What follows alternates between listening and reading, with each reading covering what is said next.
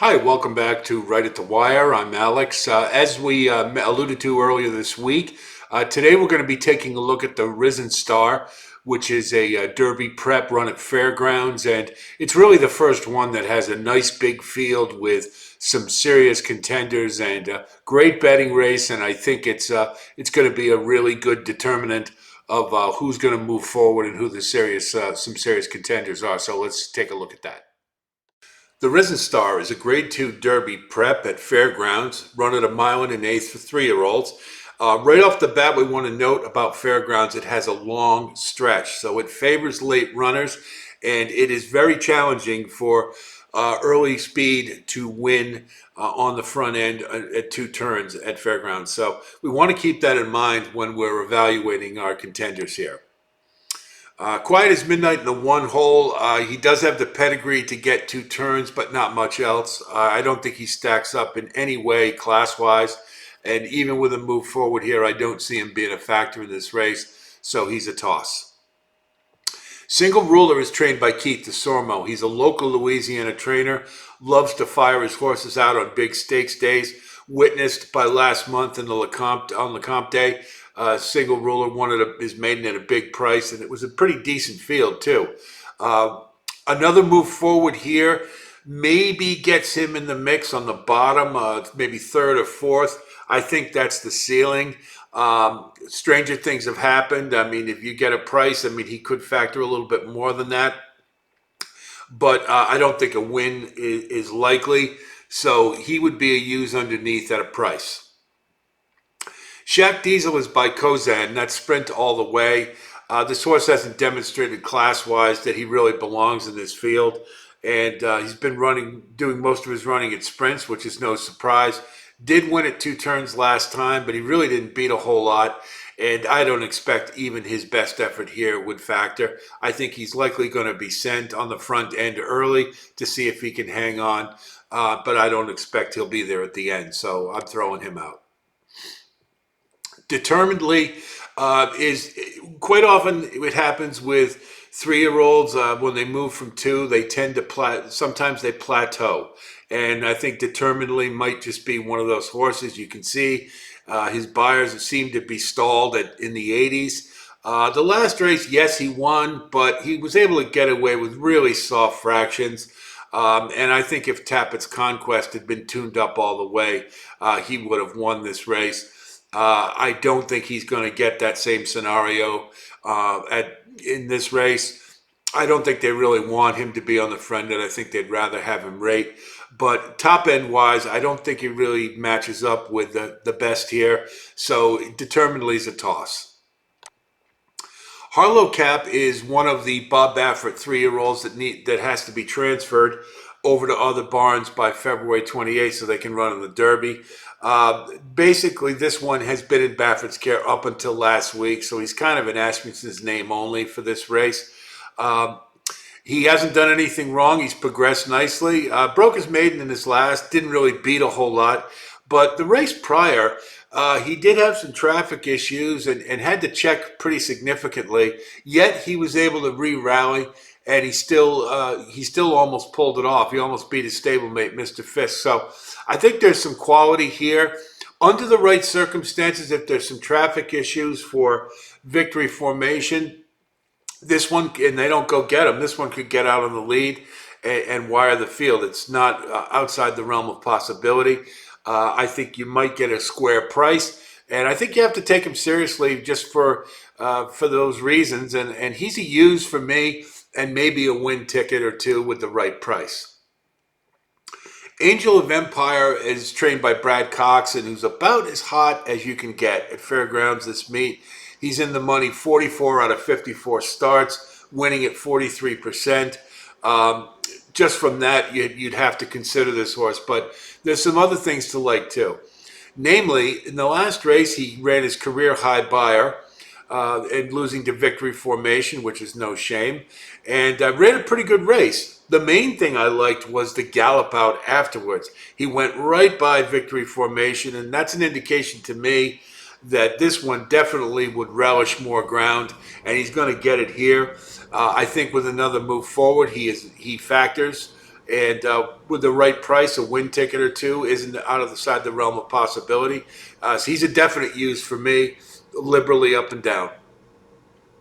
Sun Thunder, he's still moving forward, but that last race was a little bit disappointing. I thought he'd do a little better than he did. He ran his race. He made his move. It wasn't good enough. I don't think anybody was going to beat Arabian Night that day. But when you consider Red Route 1 was so far back and a late runner, and he was able to get up for second, it doesn't speak too well to Sun Thunder. Kenny McPeaks tend to get a little better each time, and this one's no exception. And I think it's likely he'll make a move forward. And because he's a late runner, you can't not consider him. But I have to have some value, so maybe a use underneath at the right price. But I don't think it's likely we're going to have a win candidate here. Tappett's Conquest, again, another Cox, and he's got Florent Giroux on him. They're winning at 42%. By all accounts, this one's trading lights out. And, his first start of the year in his last race, I mean, he got a career high buyer. Certainly wasn't tuned up all the way. They were pointing for this one. So another move forward, I think, is highly likely. And I think this one definitely is a win candidate. So he would be a liberal use and definitely want him on top as well, particularly when you consider he can rate and he may be able to get the jump on some of the closers. So definite win candidate. Curly Jack to me is kind of the same as Determinedly. He seems to be plateauing a bit. His buyers don't seem to be moving much past the 80s. Granted, this would be his first start of his 3-year-old campaign, and Tom Amoss is a great trainer, and you'll certainly have him ready to roll here. But I just it's hard to know what to expect out of this one. He didn't embarrass himself at 2. He won the Iroquois. Had a 5th in the juvenile, and he was 2nd in the Jockey Club behind Instant Coffee. But I just get the feeling that this one isn't going to be good enough, and he's likely going to be a toss for me unless I can get some really significant value. Two Phils, I'll be honest, I really didn't expect to like this horse when I was handicapping this race, but I do. And why? Well, look at his past performances. His buyers have progressed every single race. He came out his first race at 3 with his career high buyer. He finished 2nd in a grade 3. The only thing that's a little bit concerning is that when he met Instant Coffee eye to eye, that he wasn't able to go on with him. But Instant Coffee's pretty good, so I don't consider that to be too much of an embarrassment. And I think he's a very good candidate to make a significant move forward here. And I think that under the right circumstances, if he gets a break, he could definitely win this race. He's a liberal use for me, and I think you can consider him a win candidate. Silver Heist has only had a couple of races. That's a little early for me to see a horse in a graded stakes, particularly when they haven't demonstrated a whole lot of precocity. That last race against Determinedly, he was on his backside the whole way and couldn't get by him with soft fractions. I don't think that bodes very well for this one, and I'm pretty much going to toss him. Croupi is interesting. There's a lot to like. There's a lot not to like. He's by Curlin, and he's got Malibu Moon underneath. That's 2 turns all day long. We've got great connections. Mike Rapoli, Todd Pletcher. But he is a late runner, and James Graham, while being a good jockey, particularly at fairgrounds, isn't so great with closers. He's at like 11%. And really the biggest concerns I have are, number one, this horse hasn't broken his maiden yet. And it's not hard to figure out why. If you look at his running lines, you see every race he seems to have the same issue. Hit gate, bobbled start, stumbled start, leaped, no speed early.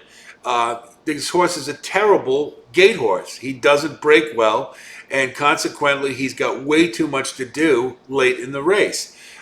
Yes, he had a great effort last time, and he's getting more ground here, which should definitely help, but you just got to believe he's going to have too much to do, and for that reason, it's really hard to trust that you're going to get an A effort, a winning effort out of this one. I think he he could definitely be in the bottom of the exotics, the Exacta Triumph Super. I think because he's by Pletcher, he's got a little bit of a hint of a wise guy horse, and you might not get the price that you should.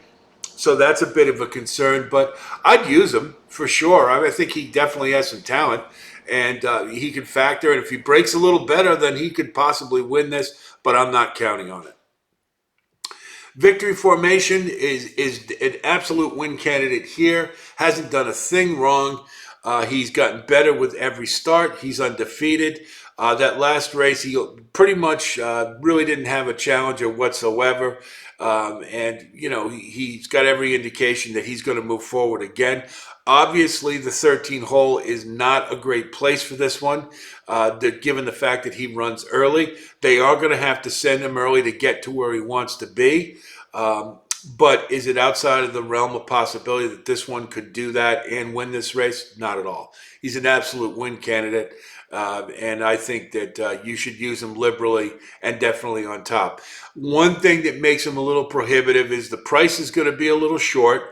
And in the 13 hole, that gives me pause for concern. I might want to try to beat him just because of that. But I think he's definitely a factor in this race, to be sure.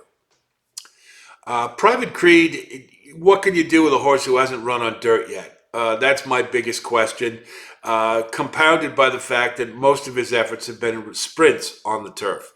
Yes, he ran 2 turns his last race, but he didn't win. And the winner is and Winter's Lion are both nice turf horses, but wouldn't you like to think if he really wanted 2 turns that he could win this race? So I don't think it's likely that he's going to factor here. Jimmy Creed is not necessarily the greatest 2-turn sire. And I just think this is kind of wishful thinking on the owner's part. And the word is that he trains just as well on dirt as he does on turf. But I'm just not willing to back a horse who hasn't run on dirt yet. So he'll be a toss for me. And I'd have to have a really, really big price if I was going to use him. Okay, so in review, our top 5 are the 13 Victory Formation. I think he can overcome the potential traffic issues coupled with the high post. But I think he can get to where he wants to, and he's certainly a top win candidate for sure. The 8, Tappett's Conquest, I think second off the layoff. I think he's sitting on a big one and should be running late and can definitely factor significantly. 2 Phils also coming off a career high buyer. Looks to be moving in the right direction, and another move forward definitely puts him in the mix. The 6, Angel of Empire. I think you're going to get a nice price on him. And as noted, he showed in the last race, I think more ground is what he wants, and he's going to get it here. So at a nice price, I think you definitely want to use him. We're also going to throw in the 5, Harlow Cap, because if there are issues with Victory Formation getting out to near the lead, then Harlow Cap could very well steal it if nobody goes out to get him. It's not outside of the possibility. Granted, it's a little remote, but I think if anybody was going to do it, he can. So I think you have to account for that for sure. We talked about a couple of other late runners in here that you might want to consider, but as always, demand value. So that's our look at the Risen Star. It's a nice big field with some great betting opportunities. I just showed you a couple of different ways you might think about going. Derby season is just starting to heat up. We've got some great preps coming up, and we'll be taking a look at those down the road. Until then, if you do like what you see, please like and subscribe. It definitely helps us to bring content to you. Really appreciate the viewership, and I'll be talking to you down the road.